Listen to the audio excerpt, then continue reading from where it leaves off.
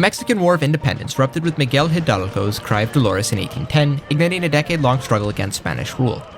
Priests like Hidalgo and Jose Maria Morelos led early insurgencies, rallying diverse masses against colonial oppression, but were executed by royalists. By 1820, Agustin de Iturbide, a loyalist officer, shifted the tide by uniting insurgents and royalists under the Plan of Iguala, promising independence, Catholicism, and equality, leading Mexico to freedom by 1821.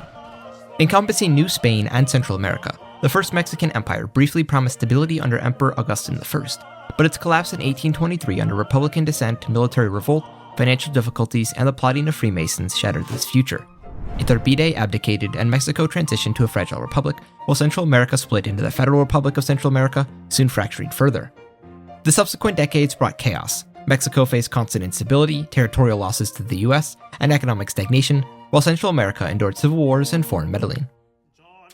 But don't get down, you were 50,000 Mexicans and the 90% who haven't subscribed yet.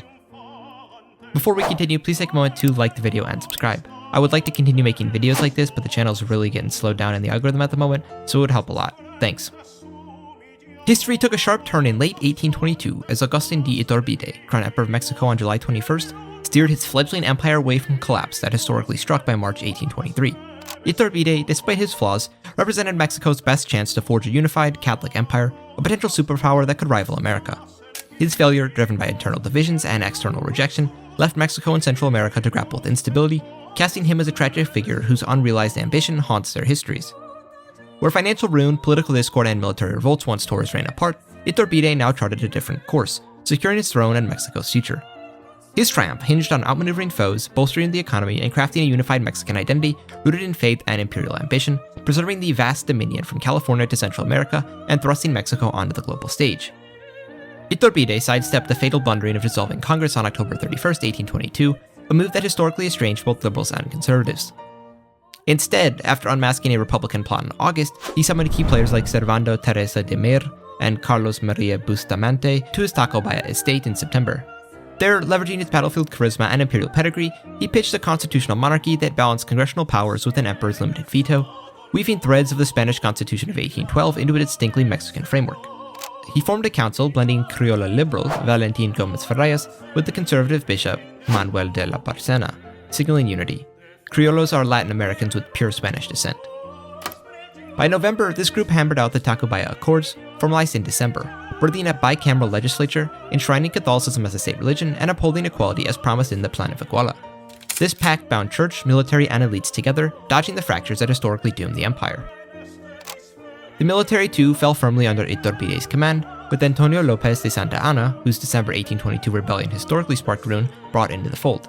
In October, Iturbide called Santa Anna to Mexico City, dangling the title of Captain General of the Eastern Provinces, backed by 5% silver export tax wrested from Zacatecas and Guanajuato's mine barons.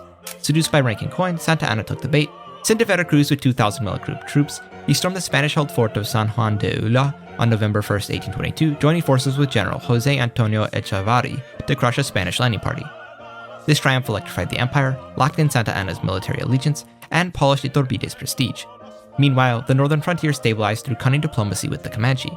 Dispatching General Manuel de Mira Terran to parley with Captain Chornaverde, Iturbide secured a deal in December 1822, trading horses, rifles, and tribute for peace.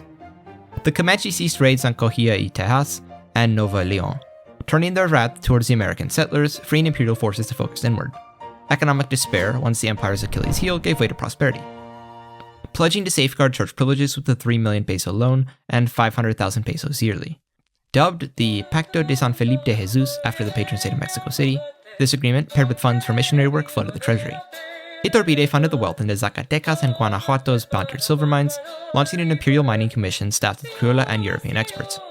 By the mid-1820s, silver exports churned out 4 million pesos annually, bankrolling a 30,000-strong army, clearing debts, and laying roads from Mexico City to Veracruz and Guatemala City.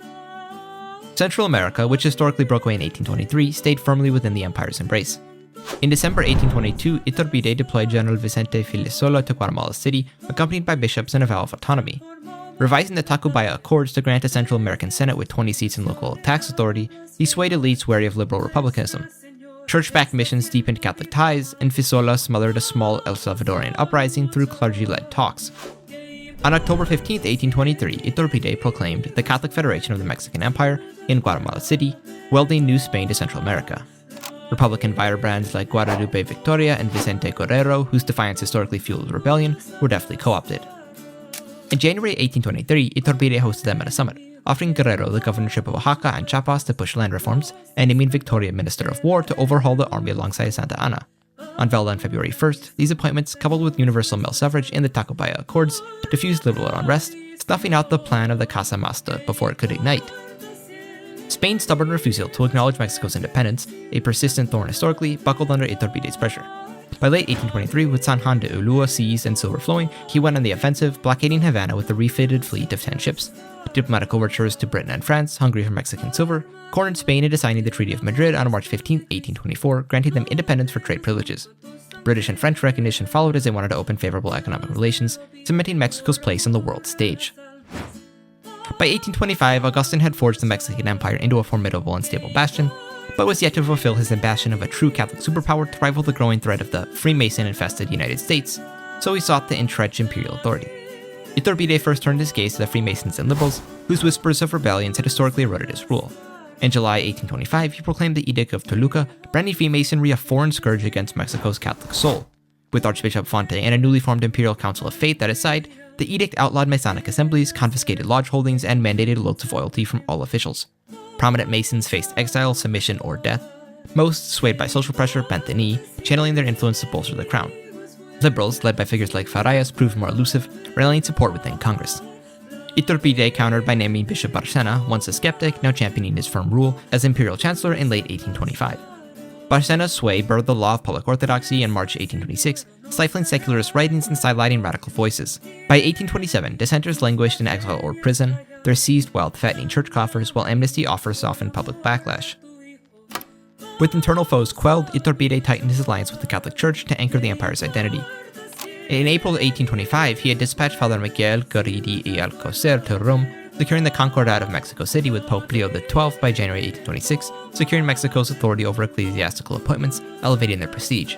Archbishop Fonte rose to America's first cardinal, and seminaries boomed from California to Costa Rica. By 1826, Iturbide reinstated the Jesuits, endowed them with northern lands for missions and schools, where they preached devotion to the emperor. Tax exemptions and mandatory tithes swelled church wealth, spawning schools, hospitals, and orphanages that won the masses' hearts. In 1830, a papal envoy's visit culminated in a lavish ceremony proclaiming Mexico the shield of the faith, with Iturbide anointed defender of the church, aligning the empire with Europe's Catholic powers of France and Austria. Drawing on Barcena's counsel, Iturbide unveiled the Imperial Federation Act in August 1826, crafting a system where he held sway over defense, foreign policy, and church affairs, while 25 provinces governed local taxes, education, and laws. Elected assemblies and appointed governors appeased the elites in Central America and the North, fostering unity without smothering influence. When Spain launched invasions in 1827 and 1829 to reassert control over their former colonies, this framework enabled swift, unified defenses under the leadership of Augustine, repulsing threats and proving the system's resilience, while the emperor's popularity skyrocketed. To shield the North from American encroachment, Iturbide initiated a bold colonization scheme in 1826 through the Imperial Colonization Bureau. In Texas, 5,000 Irish families settled by 1827, joined by Italian and German Catholics, reaching 12,000 by 1835. Cities like San Antonio, Nacogdoches, Brazoria, and San Felipe Austin rapidly developed, transforming the northern hinterlands into a loyal stronghold. In Alta California, 8,000 Asian Catholics, Chinese, Japanese, and Filipinos, the bulk of the colonizers, arrived by 1832, breathing life into the coastal settlements like San Francisco de Asís. Jesuit schools and land cemented their fidelity, fortifying the region against foreign ambitions. By the mid-1830s, Augustine's anti-liberal policies had molded the Mexican Empire into a unified titan, yet the Catholic spirit and imperial rule cemented as the hallmarks of Mexico. The following years saw the fruition of Augustine's anti-American policies come to light. Trouble flared in early 1835 as a US-backed cadre of Anglo settlers, armed with rifles and supplies from Louisiana, struck boldly crossing the Sabine River. Unlike the sprawling Texas Rebellion of our history, this Texas incursion emerged smaller, spearheaded by William Barrett Travis with 800 Protestant raiders, clashing against Mexico's steadfast Catholic settlers, planted in earlier years. The locals fled west in panic and called on imperial protection. Augustine moved with haste, unleashing 10,000 troops from his 50,000-strong imperial army, led by Augustin Geronimo, Prince Imperial, a surefire victory to raise his heir's popularity. Bolstered by 2,000 Comanche cavalry, tethered by their 1822 pact, the Mexican host swept north. On April 15, 1835, the Battle of Nacogdoches erupted in a crushing defeat for the intruders. The prince's cannons hammered the invaders' fortifications, while Comanche horsemen sealed escape paths. Eventually, the ragged Americanos were forced to come out and fight, as Agustin Geronimo wanted a pitched battle to make his mark. Almost the entire group was killed by the professional Mexican army. Travis and his officers, taken alive, were marched in chains throughout Mexico City by the victorious prince, boosting his popularity and adoration. The humiliation taught a grim lesson to the American schemers, but one that would not last long. The triumph sparked a blaze of Mexican pride, with jubilation ringing from Veracruz to Guatemala City, and gifted Iturbide a golden chance to exalt his reign. Yearning to drape his rule in sacred splendor, Iturbide pursued a pompous spectacle echoing Napoleon's 1804 anointing. In June 1835, he invited Pope Gregory XVI, successor to Leo XII, to Mexico for a grand synod, building on the 1826 Concordat. The Pope, awed by Mexico's rout of Protestant trespassers and its stand as a Catholic bulwark, greatly supported Iturbide, but was unable to leave the Papal States. Spain made it clear that they would not allow the voyage to endorse the rebellious state that was once their crown jewel. Additionally, Gregory was preoccupied with the rise of these absolute lunatics who were increasingly calling for a unified Italian nation, so sent Cardinal Ludovico Macara as the papal nuncio in his stead. On January 10, 1836, Cardinal Macara stepped ashore in Veracruz from a British-flagged vessel, a neutral pick to dodge Spanish friction. Throngs lined the roads, waving palm fronds and shouting praises as he rode towards Mexico City in a gilded carriage flanked by Imperial dragoons. On February 24th, marking the 15th year since the Plan of Iguala, a resplendent rite filled the National Cathedral. Before nobles, bishops, and foreign dignitaries, Iturbide knelt as Macara set a new crown, forged with Mexican silver studded with Muzo emeralds, upon his brow, naming him Augustin I, Emperor of the Americas and Defender of the Faith. A 2-week synod followed, declaring Mexico the sword of the Church, where it vowed to shield Catholicism globally against liberal and Protestant tides. This recast Iturbide from a simple Criollo monarch to a near-holy icon as his power melded with divine favor. Word of the crowning swept Europe, drawing reverence from Catholic courts and fervor from Mexico's masses, who thronged churches to honor their emperor. With divine blessing in hand, Iturbide pivoted to global diplomacy to shore up his prestige. In 1836, he dispatched Foreign Minister Jose Cecilio de Val to Vienna and St. Petersburg, laden with silver bullion and promises of lucrative trade. He cast Mexico as a New World partner to the Holy Alliance of Russia, Austria, and Prussia in their crusade to uphold Christian monarchy against revolutionary currents, chiefly from the liberal United States. Austrian Chancellor Clemens von Metternich and Tsar Nicholas I embraced the overture, issuing decrees that praised Mexico's protection of divine order and held Iturbide as a pillar of Christendom. Though no military pact emerged, tied as they were to European affairs, they sent aid. Austria dispatched officers to drill Mexican troops in modern military tactics, while Russia lent engineers to refine naval yards in Veracruz and Acapulco. Britain, cautious of American ambitions on Canada, quietly deepened trade, soaking up Mexican silver to stoke its industries. Emboldened, Iturbide tightened his grip on imperial reigns. On March 12, 1838, he proclaimed the Edict of Santiago Matamoros, dismantling the 1826 federal system that had granted provinces elected assemblies. In its stead, he named imperial prefects, loyal agents bound to the crown, to rule the empire's 25 provinces. The Chamber of Deputies shrank to a hollow shell, meeting to rubber stamp imperial will, while the Senate morphed into an advisory council of bishops, nobles, and trusted confidants. Inspired by Napoleon, Iturbide seized direct control over military, judiciary, and treasury, using imperial might with populist charm to end any subversive groups once and for all. To enforce this shift, he swelled the Imperial Guard to 5,000 elite warriors posted in Mexico City, Guatemala City, and northern bastions like Monterrey. Under Agustin Geronimo's hand, the Guard smashed an 1839 revolt in the Yucatan, where liberal planters bemoaned lost autonomy. The uprising crumbled in weeks, its chiefs escaping to Cuba. The Church, nurtured by years of favor, championed the Centralization, with Jesuit voices urging fealty to the anointed emperor. To stave off broader unrest, Iturbide let prefects manage local taxes and courts, preserving the facade of regional voice. Central American provinces held fast under Criollo prefects like Vicente Fisola, while northern governors such as Terran and Texas juggled imperial edicts with local demands, securing the peace and tranquility of the nation. Iturbide's sights soon turned to martial expansion, wielding Mexico's rising might. By 1840, the army ballooned to 70,000, honored by Austrian advisors and fueled by silver wealth, while the navy boasted 15 frigates and a dozen sloops crafted by Russian designs in fortified Pacific and Gulf harbors. With Spain ruling from internal chaos, Iturbide fixed his gaze on Cuba, a strategic gem under Madrid's weakening grasp. In June 1841, he unleashed the Caribbean campaign, dispatching Santa Anna with 20,000 troops and a full navy to besiege Havana. Billed as a liberation to free Cubans from Spanish neglect, the effort unfolded with precision. Mexican ships choked the harbor, severing Spanish relief, while Santa Anna's guns battered coastal forts. After 6 months, Havana fell on December 14, 1842, and Cuba joined the empire as a new province. Its Spanish defenders shipped back to Cadiz. The conquest set Mexico ablaze with pride, church bells pealing from Chiapas to California. By 1843, Iturbide stretched his reach to Hispaniola, bartering with local elites to forge a client state under Mexican sway, buttressed by a modest garrison. These feats deepened Central American loyalty, fearful of US designs, and thrilled northern settlers who saw the empire's strength as a bulwark against the Yanks. By 1845, Augustine had raised the Mexican Empire to a Catholic superpower, its Caribbean triumphs and church-backed prestige unmatched. Inspired by American industrial leaps and national unity, he channeled Mexico's wealth and religious fervor to fortify its internal might through education, infrastructure, and industry. Amidst this, Mexico grappled with the fierce rivalry against the United States, each locked in a contest for North American dominance through diplomacy, economic sparring, and frontier clashes. Iturbide turned first towards education, forging a loyal, skilled elite. Back in 1837, he had founded the Imperial University system, establishing campuses in Mexico City, Guadalajara, and Guatemala City, guided by Jesuits and fueled by church tithes. Modeled on Europe's grand institutions, these schools shaped engineers, administrators, and priests, weaving Catholic zeal with imperial fidelity into their lessons.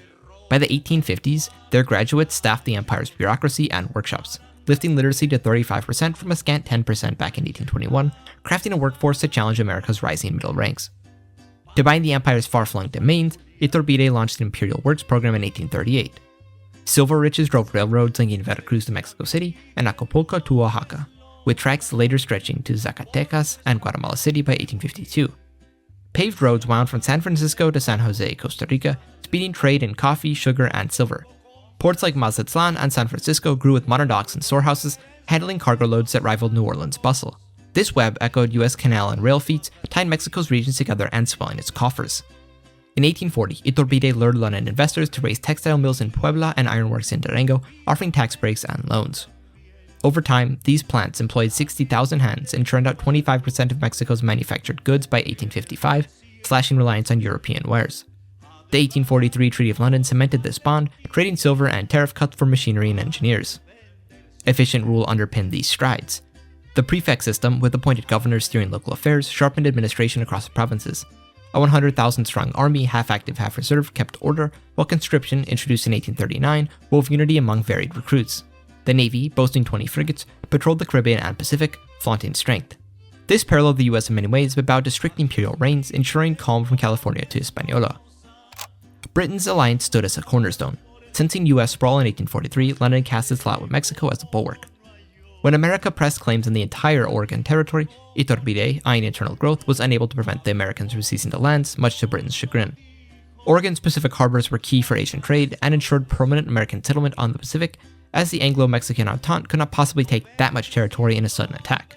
Mexico bolstered fortifications in California, New Mexico, and Texas amidst the gringo expanse to ward off any ideas for southern augmentation. With tensions rising, Mexico eventually mediated the Peace of San Antonio between Britain and the US, where Britain formally dropped Oregonian claims and hammered out new trade relationships with the states. This bargain staved off war, freeing Iturbide to hone his realm while thwarting American designs. The United States, rattled by Mexico's rise, trod warily. The 1835 Texas rout and Cuba's seizure had curbed its boldness, yet tensions simmered. Many Americans, driven by prejudiced ideas of their superiority because of the white race, simply couldn't comprehend Mexico's success. Iturbide cared little for their pseudoscience and continued on by fortifying the frontier, raising forts from Matamoros to Monterrey, manned by 20,000 troops and Comanche scouts. That same year, he tightened bonds with Britain through a trade pact, bartering steel for industrial wares, nudging London from Washington's grasp. This diplomacy carved out a space for Mexico to lock in its gains. Mexico's 15 million souls and 8 million peso economy matched America's 20 million citizens and coal-fired industries in the 1840s. Their rivalry flared through border clashes and economic duels. In 1846, 2,300 American settlers from Oregon slipped into California, hoping to move the American territory further south. General Terán, leading 5,000 troops, smashed them at the Sacramento River Valley on July 12, 1846. Survivors scattered before being rounded up by the Mexican army and shipped to D.C. with a simple message: stay out of Mexico or things will get ugly. Iturbide scribes trumpeted the win as Catholic glory over Protestant greed. American President James K. Polk railed against Mexico's deeds, but British naval patrols stifled escalation, leaving the U.S. to gird its borders instead. Economic strife sharpened the rift. Mexico's railroads and mills, driven by British gear, shipped goods rivaling American cotton to Europe. America struck back with steel and steamships, its Pennsylvania forges and Oregon timber feeding Pacific trade. Both vied for British coin, forging a taut balance where neither could reign without rousing London's ire. Central America became yet another unofficial war. In 1848, U.S. filibuster William Walker, backed by Southern planters, stormed Tegucigalpa with 2,000 mercenaries, dreaming of a pro-American foothold. Iturbide unleashed Agustin Geronimo, Prince Imperial, with 10,000 troops and a large part of the Mexican Navy. Joined by local militias, they reclaimed the city by September 1848, hanging Walker as a pirate. The triumph locked Mexico's regional grip, and America's silence on Walker deepened mistrust, with each side hurling charges of overreach. Britain steered this contest. The Treaty of London gained teeth in 1850, stationing 10 British warships in Veracruz to shield trade and curb US aims. Mexico's exports stoked Britain's factories, earning cutting-edge rifles and steam engines. In 1851, the Treaty of Mobile dodged war with America and eased tensions with normalizing trade. Britain's dual game, arming American industry while strengthening Mexico's navy, held both rising powers in check. Ideologically, Mexico's Catholic monarchy grated against America's Protestant republic. Imperial universities turned out loyal engineers, while US colleges bred inventors. Mexican broadsheets decried America as a lawless land infested with chaotic Freemasons, while American presses mocked Mexico's papist yoke. This stoked unity as Mexico's people rallied to Emperor Augustine, while America to its frontier vision, despite some rifts over slavery. In 1855, 72-year-old Emperor Augustine reigned over a vast, unified, and pious Mexican empire, sprawling from California to Central America and the Caribbean.